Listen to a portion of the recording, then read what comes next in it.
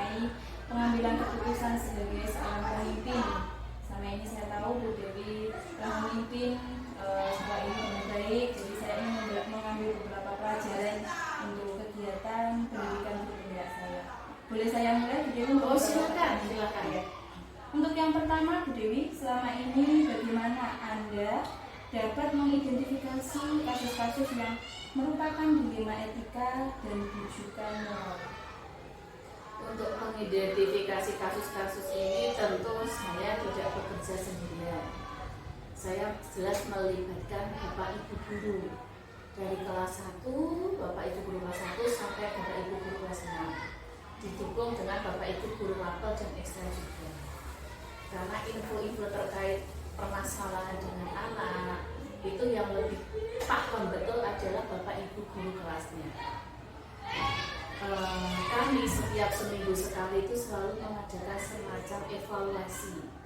Di hari Jumat kita ada semacam rapat, kita evaluasi, ada laporan permasalahan dari Bapak Ibu guru kelas, ada permasalahan apa, ada masalah apa yang harus diselesaikan, akan ada laporan dari Bapak Ibu guru kelas. Setelah itu, dari laporan itu kita identifikasi permasalahannya bagaimana, penyebabnya apa, permasalahan kronologis kejadiannya bagaimana, kemudian solusi tindakan yang akan diambil seperti apa.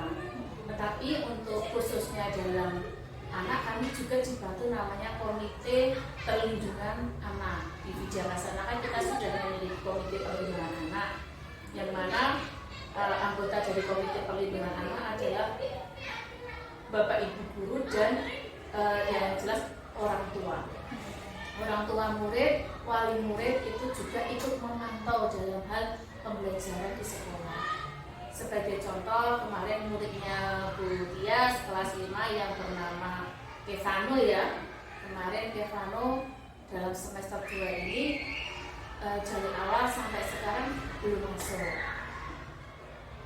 Sebenarnya kalau kita itu bicara aturan, secara aturan sekolah, kalau anak tidak masuk lebih dari 10%, jadi kan kehadiran anak itu kalau aturan di sekolah kita kan 90%. Sedangkan ada anak yang tidak masuk melebihi 10%, ketidakhadiran, aturannya kan tidak naik kelas. Tetapi karena dilemanya kita juga ada rasa kemanusiaan ya. Kasihan ini anak itu kok tidak masuk, kenapa, permasalahannya apa.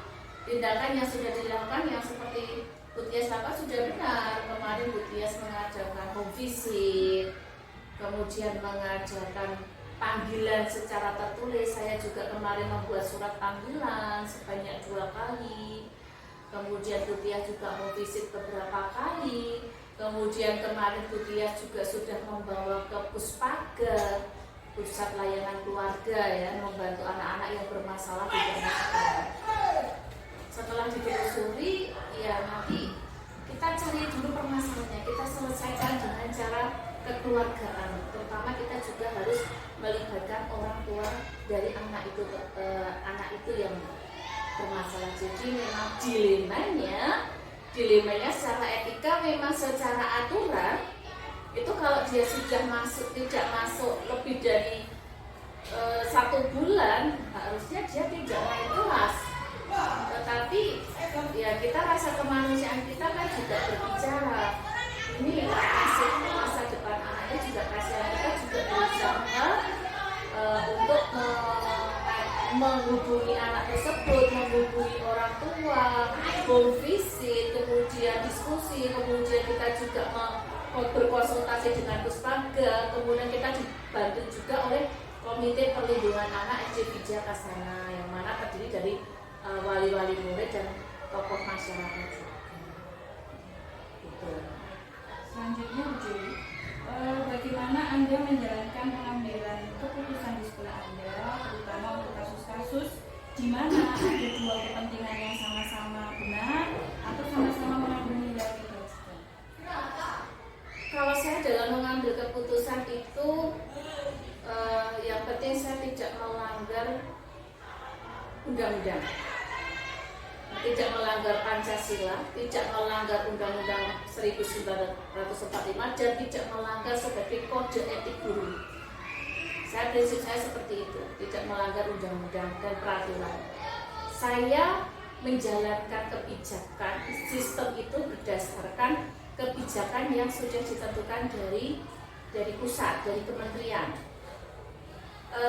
Sistem pendidikan kita sudah diatur Undang-Undang Sidiknas tahun 2003, sudah jelas. Kemudian untuk kebijakan-kebijakan yang saya ambil, saya selalu mendasarkan pada dasar hukum. Ada aturan kebijakan. Saya tidak berani membuat aturan sendiri yang akan melawan hukum. Saya tidak berani. Jadi saya membuat aturan itu harus ada dasar hukumnya. Tetapi kita itu tadi, kalau kita lihat permasalahannya dulu seperti apa, duduk permasalahan serta penyebabnya apa, kemudian situasinya seperti apa, kita lihat. Yang jelas saya tidak melanggar Pancasila, saya tidak melanggar Undang-Undang 45 dan Undang-Undang Sistem Pendidikan 2003. Lalu selanjutnya Bu Dewi, untuk langkah-langkah atau prosedur seperti apa yang biasanya Anda lakukan selama di luar? Jadi kami mengadakan semacam, sebelum membuat kebijakan atau aturan itu kita adakan namanya evaluasi dulu. Setiap tahun kan kita seperti membuat kurikulum itu kan, kita evaluasi dulu tahun yang sudah berjalan seperti apa, yang sudah baik seperti apa, yang kurang bagus seperti apa, kita evaluasi. Setelah dievaluasi, kita akan membuat namanya rencana tindak lanjut, RTL, rencana tindak lanjut.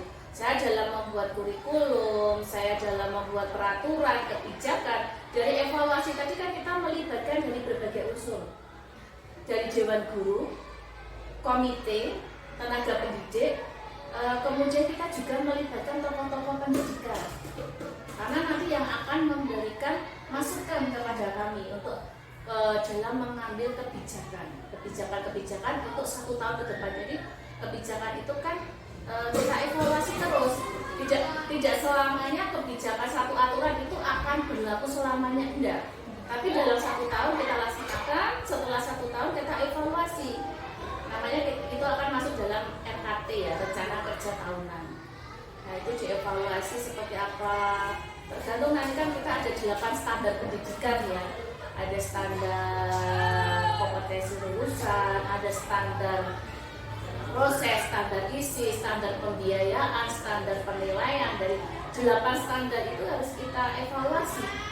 Dan kita juga sekarang mengacu pada raport pendidikan. Sekarang kan sekolah itu memiliki namanya raport pendidikan. Dari raport pendidikan itu kita lihat, kita yang sudah bagus apa, berarti kita pertahankan. Yang masih kurang di bagian apa? Nah, yang masih kurang itu kita perbaiki dengan mengadakan rencana tindak lanjut. Semacam kita itu melakukan refleksi. Setelah rencana tindak lanjut, kita membuat program. Dalam membuat program itu pun kita harus melibatkan berbagai pihak. Tidak hanya saya sendiri. Saya tidak bisa bekerja sendiri karena yang namanya suatu unit sekolah, course itu kerja tim.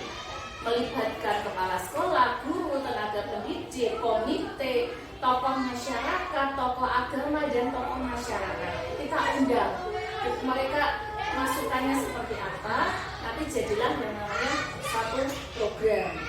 Program itu untuk 1 tahun ke depan. Dengan mempertimbangkan semua masukan, dan itu nanti dan program itu akan kita pantau juga. Di tengah jalan ada kendala apa tidak, ada kesulitan, nah kita evaluasi terus, kita pantau, kita monitoring, namanya kegiatan MONEF ya, monitoring itu harus ada.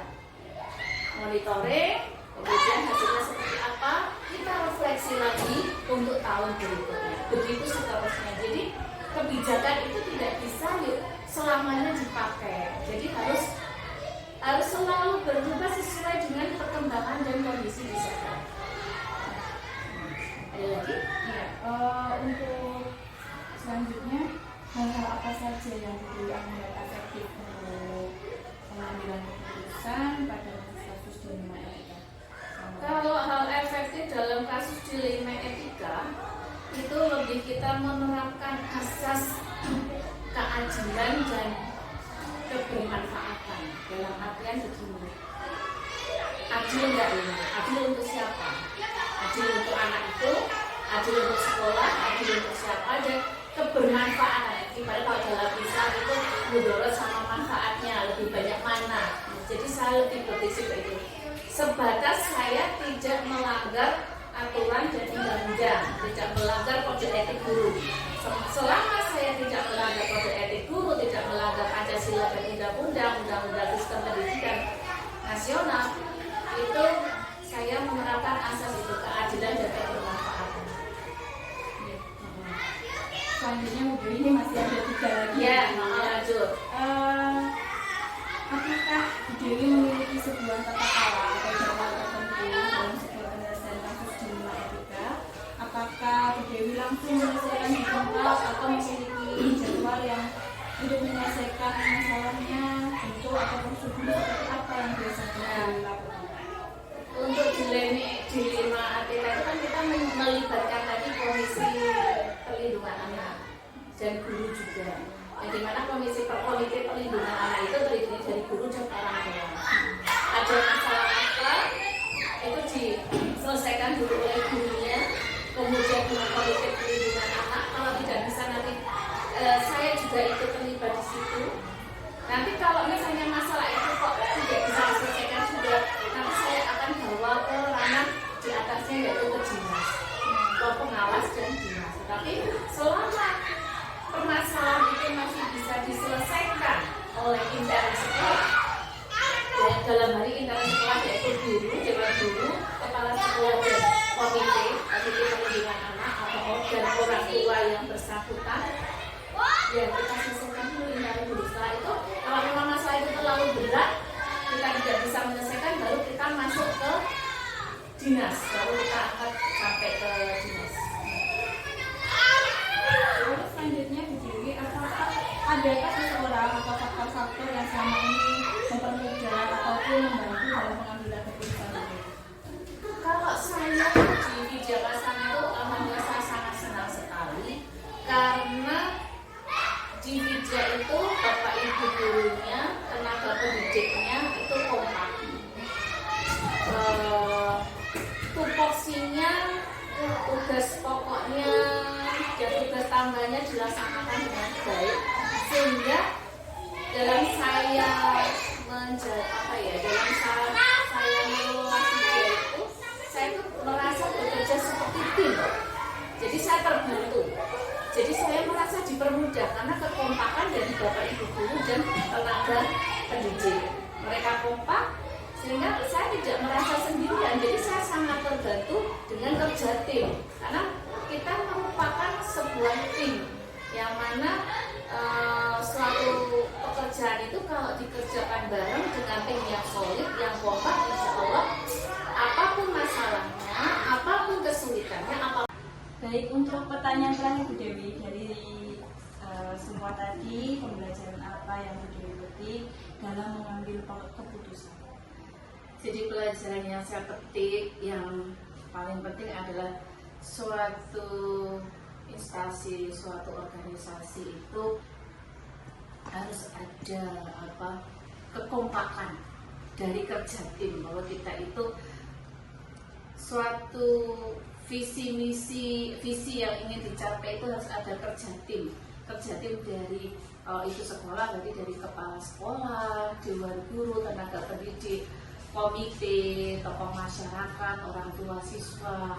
Itu harus ada kerja tim yang solid untuk mencapai visi dari sekolah, khususnya kalau saya di sini di Widyakasana. Jadi harus memiliki manajemen yang bagus, kerja tim yang solid untuk mencapai visi dari SD Negeri Widyakasana. Itu. Terima kasih banyak sekali Bu Dewi. Saya kira pertanyaan saya sudah cukup. Terima kasih atas penyampaiannya tadi sangat menambah ilmu saya dalam pendidikan guru penggerak ini. Semoga menjadi amal ibadah Bu Dewi. Terima kasih banyak Bu Dewi. Ya, semoga doa yang sama untuk Bu Tia, semoga dilancarkan dalam guru penggeraknya dan kita doakan jadi calon kepala sekolah juga. Amin.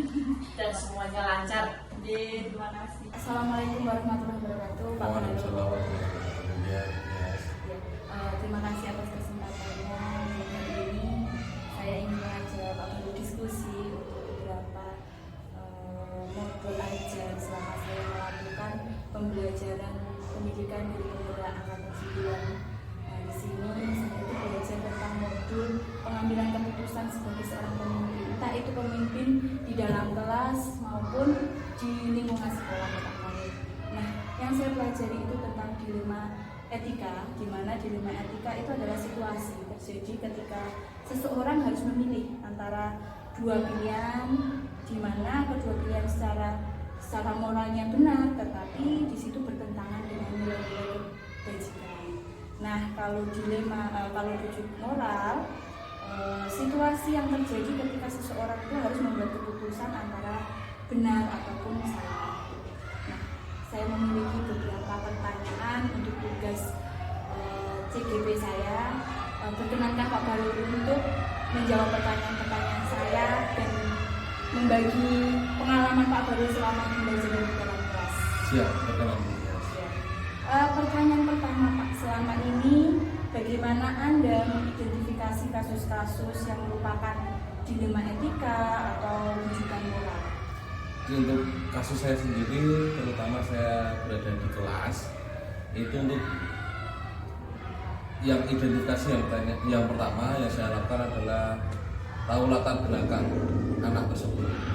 Jadi setelah kita tahu latar belakangnya, kita tahu anaknya seperti apa, baru kita bisa mengidentifikasi. Seperti itu Bu Tias. Jadi dengan identifikasi bisa menentukan apakah itu dilema etika. Benar sekali. Iya, benar. Baik. Yang kedua Pak Baru, nah selama ini bagaimana Anda menjalankan pengambilan keputusan di sekolah Anda, terutama untuk kasus-kasus di mana ada dua kepentingan yang sama-sama benar atau sama-sama mengandung nilai kebajikan? Yang pertama yang saya lakukan adalah mediasi terlebih dahulu, yaitu mempertemukan antara pihak satu dan pihak lainnya. Setelah mediasi, kita bermusyawarah.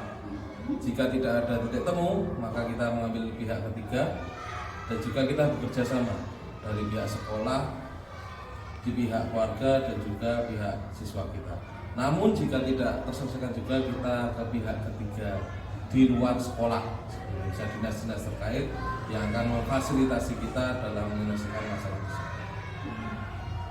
Baik, jadi yang terlibat di sini ada pihak guru, pihak kepala sekolah, dan pihak tim lainnya, Siap. orang tua dan pihak luar jika dibutuhkan. Benar sekali. Yes. Selanjutnya Pak Baru, langkah-langkah atau prosedur seperti apa yang biasa Anda lakukan selama ini untuk menentukan kasus-kasus ini, untuk menangani kasus-kasus ini? Untuk langkah-langkahnya itu sendiri, yang pertama jelas mengidentifikasi terlebih dahulu apakah ini termasuk kategori permasalahan grade A, grade B, atau grade C, seperti itu. Setelah kita tahu kalau permasalahan ini berada di grade apa, jika kita bisa kita selesaikan sendiri, kita selesaikan terlebih dahulu sendiri. Jika butuh mediasi dengan orang tua juga, kita mengundang orang tua. Jika tidak bisa, kita akan ke pihak dinas terkait yang bisa membantu kita, seperti itu. Jadi kolaborasi sebagai kunci untuk menyelesaikan masalah. Kolaborasi ya. Iya. Selanjutnya Pak Barul, hal-hal apa saja yang selama ini Anda anggap efektif dalam pengambilan keputusan pada kasus-kasus dilema etika? Dalam kasus dilema etika yang saya jadi kunci keberhasilan yaitu komunikasi dan kolaborasi. Itu adalah dua kunci utama dalam menyelesaikan dilema etika. Seperti itu, Bias. Jadi ada kolaborasi, ada Komunikasi.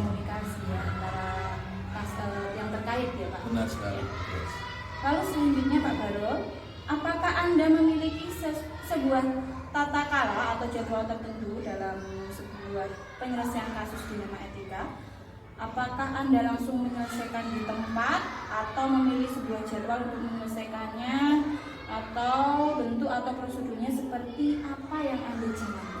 Untuk jadwal sendiri tergantung kasus apa ya, dilema etika apa yang dihadapi. Jadi tidak harus selesai saat itu juga jika dilema yang dihadapi itu sangat susah untuk dipecahkan. Namun jika kasus itu mudah maka segera diselesaikan. Jadi kuncinya yaitu segera ditindaklanjuti apapun kasus yang terjadi seperti itu. Jadi prosedurnya kita tetap harus segera menindaklanjuti ya, Pak. Lalu selanjutnya Pak Barul, adakah seorang atau faktor-faktor apa yang selama ini mempermudah atau membantu Anda dalam pengambilan keputusan dalam kasus-kasus dilema etika?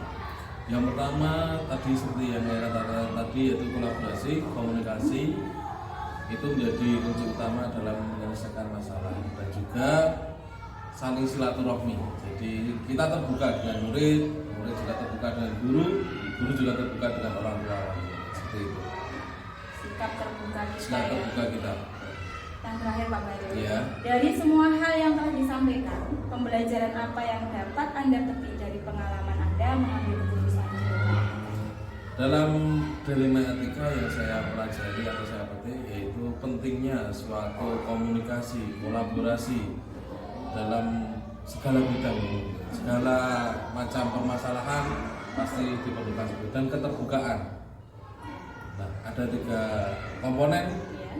keterbukaan, komunikasi, dan kolaborasi. Ya. Jadi dari 3 komponen itu bisa mampu menyelesaikan dan sebagai bentuk tindak lanjut dari setiap kasus ya. Ya, menurut saya iya. Baik, terima kasih Pak Barul. Dari perbincangan kita hari ini saya dapat menangkap bahwa di dalam menyelesaikan dilema etika kita ada 3 komponen yang menurut Pak Barul, yaitu adalah 1 kolaborasi, terus 2 keterbukaan, 3 komunikasi dari semua pihak agar kasus ini bisa terselesaikan dan dapat ditindaklanjuti dengan baik. Seperti itu kan Pak Seperti Barul? itu ya, benar sekali Bu Tias. Ya, terima kasih Pak Barul atas Sama-sama. waktunya hari ini. Ya. Ya, salam bahagia terus ya Pak Salam Barul. bahagia.